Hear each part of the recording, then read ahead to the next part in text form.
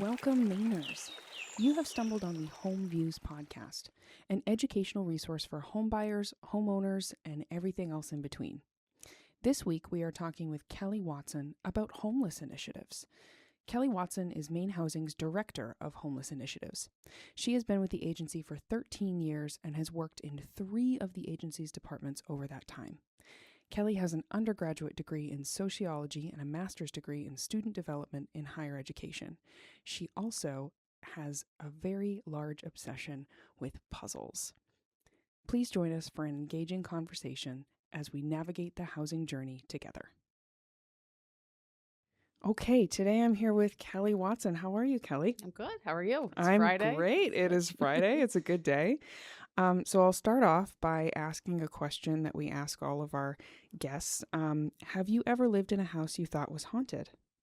I grew up in a house that we were pretty sure was haunted, but it was a good haunting. We pretty convinced it was my aunt who had passed away earlier, and just little tricks we felt like she used to play on us, like setting off Christmas ornament or Christmas decorations that made noise in the middle of the night in July, things like that. So yeah, it was not a scary haunting, but we're pretty sure she was there. That's cool. Those are things that I've heard before as well. It's usually a family member that somebody will talk about. So that's really cool. Yeah. Okay, so let's get right into it. So MaineHousing, for those of you that don't know that are listening, MaineHousing is an organization made up of many departments. I myself, Maggie, the host, is part of the homeownership department, but Kelly is part of a different department. So if you wanted to just mention what department you're part of and give us some background on that. Sure. Yeah. So I am part of the Homeless Initiatives Department. We are a small but mighty department at MaineHousing, and we're one of the departments that focuses on the social services aspect of our mission. Um, we are made up of 12 positions, which is actually 13 people, because we have a couple of people that work half their position with us. And I feel like we're unique in the fact that we are an initiatives department. So we're the only department with that in the title. And that sort of speaks to the work we do, which focuses on, we have established programs, but it focuses also on sort of initiatives that come up here and there from the legislature or other parties that are looking to try something new to try to address homelessness. Awesome. Who, besides somebody in the legislature, who do you talk to outside of MaineHousing on a daily basis? Partners, a lot of partners. So we fund shelters for operations as well as some service provision, and talk to them a lot to answer questions about the programming or to get feedback on things that they feel like we should be doing better. So we spend a lot of time with our grantee partners, and then we spend a lot of time talking with our partners in the continuum of care. So the Maine continuum of care is a body that is sort of external to MaineHousing, but we play a role in their work as what they call the collaborative applicant. So it's a group that is tasked by HUD to solve homelessness, and we serve as an administrative function for them because it's a group of volunteers or people that have other full-time jobs trying to do this work.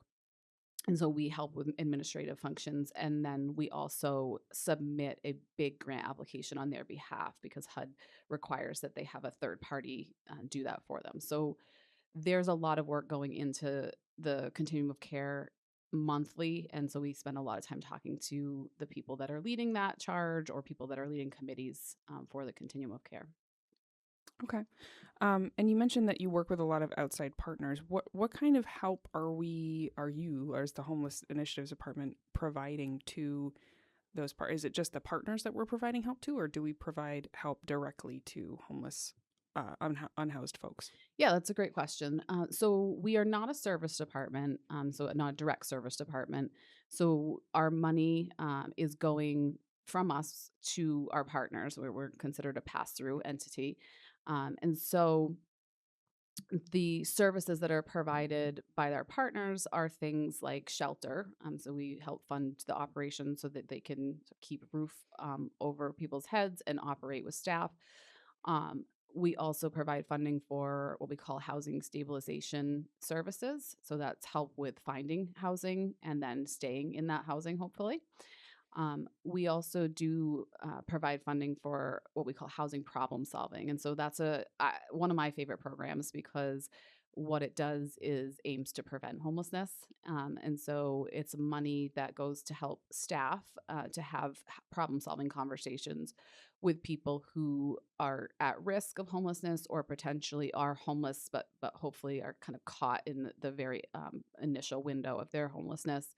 And they also have some financial assistance tools. So we also allow them to fund some financial assistance for folks if, all it takes is a security deposit to get someone into housing or a payment of arrears so that they can have a clear reference to move into other housing. And so that's another program. We do have rapid rehousing program, which is sort of exactly what it sounds like. Gets people, helps with services to get people into housing and then helps them to stay stable in that housing. Um, we also have lots of initiatives that are kind of coming and going depending on what's going through the legislature or what's in the state budget. And so we've had different programming that allows us to help students, which is exciting. Some of the program is to build infrastructure, so there's different services that way. We also fund the warming shelters every winter, or at least we have the past 4 winters, I believe. Which was a new thing for us during COVID and has continued, which is great because there's not enough shelter capacity at all during the year, but especially in the winter when it's real cold out. So to answer your question, the services are provided by our partners. We do get phone calls from folks who are looking for help. Either they're not sure where to turn or they've tried sort of to get to a shelter or somewhere and they can't find sort of what they do, what the next step is. And so we provide services to help guide and refer to resources in those situations, but it's the providers that are doing the sort of boots on the ground work. Okay, all right. So that sort of leads into my next question of if someone has become recently homeless or unhoused and they're looking for the next step, that next step would be to call one of the partners. Like if they were to call you, your advice would be to call one of those partners, or is there another resource that you normally would give them? Yeah, so definitely we try to find out what area in the state they're located to try to help direct them to the right resource in that area. And it would be either a partner of ours or a grantee of ours or, someone maybe we don't fund, but we work closely with. Also, we recommend 211. They have resources. Again, we know of the resources, but they sort of have they runs the gamut of the resources that they can provide. So we might know specifically about the homeless resources, but there might be other things that other agencies can provide that we're not, aware of or don't have the connections for. So 211 is often somewhere where we refer folks to kind of get started to find out what's out there in the area they're in. Awesome. And for those of you listening, all of these references are going to be in the show notes as well. So if you have any questions about the things that we've mentioned today or any abbreviations that we've been using, all of those things will be in the show notes for you to reference. Another question, how many homeless folks has MaineHousing served? Is that data that you're able to provide? Just for reference for listeners that might be wondering. Absolutely. Yeah. I'm flipping through my notes because I'm not good at memorizing numbers, but I do have them. So there is a statewide database that many providers enter their information into about those that they're serving for the purposes of understanding the need and the services being provided. We don't have every single provider in the state entering data in there, but most are. A lot of them, it's a funding requirement. So there's that piece, and then there are others that do it because they understand that having the data is really helpful. So, yeah, I have some numbers here. So the numbers that I have are specific to some of our programs specifically, and who has been served in the last year. In the program that I mentioned that funds emergency shelter operations and housing navigation services, in 2025, the partners served 4,972 unique clients in that program. And then in our housing problem solving program, which is the one I talked about that was sort of prevention focused or very rapid exit, is what we call it, prevention and rapid exit. They were able to help 843 households in that program. Wow, that's awesome. These Yeah. numbers are great. I like to have personally these numbers for reference just so that I know. I have a frame of reference in my head of how many people we're helping and how many people are able to use these services. Because I mean, Maine is a pretty big state, but Absolutely. Yeah. we don't have a lot of people Very in Maine, true. even though the Very state is spread really out. large. So Yeah. when you think about the population and then all of these other things on top of it, it's nice to have the numbers for Yeah. sure. Yeah. And it's helpful for us too, as we're sort of analyzing the programs, making sure they're reaching how many people and who we want them to reach. So it is helpful Exactly. to have those. So I mentioned we have a rapid rehousing program, and that program is focused. It's a smaller program, but it is focused on getting folks into housing and then keeping them stable in housing. In 2025, that program was able to rehouse 99 people, which might sound small, but rehousing people in the market that we're in right now is very challenging. So it's sort of a testament to the work that our partners are doing to get folks into housing when it's just so competitive to even find a rental and then get there. Yes, So, I'm sure any first-time home buyers listening yeah. are feeling that pain right now of trying to find a house in Yes. this definitely a seller's market. Yeah, I'm in the home buying process or hope to be soon, and yeah, it's a struggle right It's now. a struggle, yeah. Um, yeah, and the other number I wanted to highlight was, or a couple numbers, was the winter warming shelters that I mentioned, because that has been a really big program for us over the past few winters. And they served over 1,800 unique clients last winter, which is it's quite a number. And those are funded, from Aroostook down to York County, and they're sort of scattered throughout the state. Wow. Okay, so that really does encompass the entire Yes. Yeah. We scope definitely of have Maine. we have pockets that, there's sort of a desert in services, but we do try to get the money out to as many places in the state as we can. So. That's great. And the last set of numbers I just want to talk about was the program I mentioned briefly that helps students. There was a pilot program that went through the legislature last year called the Student Homelessness Prevention Pilot. And it's just that it's sort of aimed at preventing homelessness for students, or again, rapid exit for students that might be experiencing homelessness. And so it's an exciting program. We contracted with school districts, so they're sort of on the ground and they know what's going on in the schools. And they have served 1,039 students since its inception last year in February. So that's a big number. That's a really big number. That's a Yeah. great number. So you mentioned that some of these programs sort of go in and out Yeah. based on the funding that's Yes. available. The ones that you've mentioned today, are those still in effect, or are those sort of in and out because of legislature coming from the state? Yeah. The ones I mentioned today are still in effect. The sort of three what I kind of call established programs, the shelter operations and services, which is EHAP, our housing problem solving, and TRP, we've been able to fund consistently for quite a while. And so I kind of consider those like established programs. The student program is still a pilot, but it is ongoing right now, and will sort of remain to be seen what happens at the legislature for continuing funding.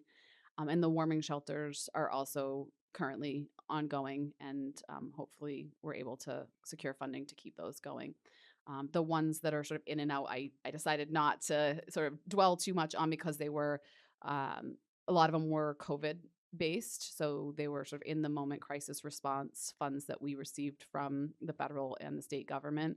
And then a bunch of them were recovery based. So recovery from COVID funds from the state and the feds that have allowed us to fund some really neat programs that either mostly build infrastructure is what the hope was in those programs. Let's, sort of try to establish the infrastructure so that these people can continue to provide the services after the funding that we have is gone. And then the COVID money was really about keeping people safe in the moment, and those were a lot of hotel funding contracts. Right. Interesting. Okay. Interesting to see where it's come Yes. to where it is now. It's been a busy 5 years or 6 years. Yeah. It sounds like it. Yeah. It sounds like it. Yeah. I have one last question for you, just in the interest of remembering that. So everybody who works here is part of MaineHousing's mission to help people in Maine have affordable and lasting housing, right? Or to stay in housing. Yeah. But we also are all human beings, and sometimes coming and doing the things that we're doing is challenging, is tough. So I wanted to ask you what keeps you doing this work even when challenges feel big? Yeah, that's a really good question. I would say that what really keeps me doing this work, there's two things. One is the partners. And I find myself some days sort of feeling like I'm just sitting behind a desk. And in those moments, I have been reaching out to partners and saying, can I come visit your shelter? And that is sort of what recenters me when I go see them, hear the work that they're doing, kind of see everything in action and everything that they go through on the daily basis. It sort of reinvigorates me to come back and say, okay, I might be behind the desk, but our work is making an impact on the ground. And then I would say the second thing is my team. They're the best. I'm biased, but just it's a really dedicated team of 13 people who truly believe that this is the work that we're meant to do and believes that we can solve homelessness. And they're just inspiring, and we have a sort of a good working relationship to get the work done. That's awesome. That's a very inspiring answer. Thank you you. for giving that. So those are all the questions that I had prepared for you. Is there anything else that you'd like to talk with our listeners about today? Gosh, not that I can think of. We Okay. kind of covered the gamut, and I appreciate you asking about all of our programs. It's one of the things that, as a small department, sometimes we feel that people don't know what we do, and so it's nice to be able to get the word out there and get some understanding about what's happening in our little department. Yeah, absolutely. This part of this series that I'm doing on all of the different departments is to illustrate that MaineHousing is more than just homeownership and the first-time home buyer program. Yeah, that's usually there's a lot going on. There's a lot going on. Yeah. That's usually what people will think of when they think MaineHousing, but there's a lot of stuff going on, and there's a lot of really good people that do a lot of good work here. So couldn't agree more. Yeah, absolutely. Okay, well, thank you for joining me today. Yeah, thanks for Kelly. having me. Hi, listeners. I just wanted to come back and make sure that everyone was aware, if you need help or if you know someone who needs help and they are unhoused, you can call this number 211 in order to get them help. Again, that number is 211. Thank you for joining us for the hoMEviews podcast. We are always here to help and would love to answer your questions. Follow the link in the description to submit a question or comment for Maggie and the MaineHousing staff. A reminder that the views and opinions expressed in MaineHousing's Homeownership podcast are those of the speakers or authors and do not necessarily reflect the views of MaineHousing. The opinions expressed should not be construed as legal or professional advice and are provided for informational purposes only. MaineHousing makes no representation or warranty of any kind regarding the accuracy, reliability, or completeness of any information provided on the podcast. Please see the full disclaimer in our show notes for more information. And again, thanks for listening.